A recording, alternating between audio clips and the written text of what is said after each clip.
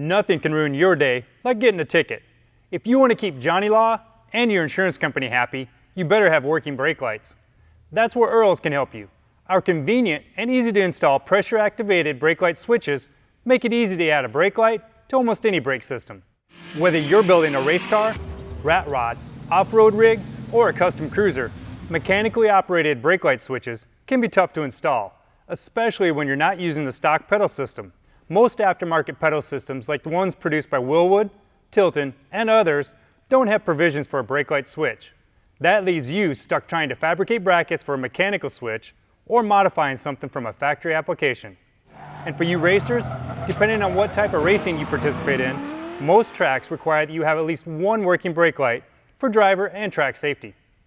The Earl solution makes it easy. Just install our special brake tee in line in one of your system's pressurized brake lines. This is easily done by marking and cutting the brake line with a tubing cutter to remove the appropriate amount of brake line in order to fit the tee in place. Install 2 inverted flare tube nuts, one on each section of brake line cut, and perform the flaring process using a flaring tool.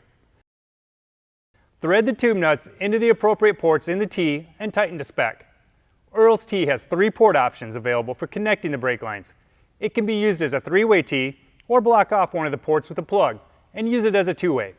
There's even a convenient mounting hole to safely secure it to your frame or custom mounting bracket. Earl's pressure activated switch simply screws into the 1/8 inch MPT port that's found on the tee. Now all that's left to do is run your wires for the brake light switch and install the 2 blade terminals on the switch to complete the brake light circuit. Don't forget to remove any trapped air by bleeding your brake system after the install and check for any leaks before driving.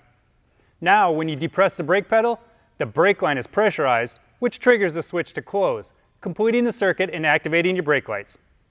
When it comes to safety, Earl's has your back and your brakes.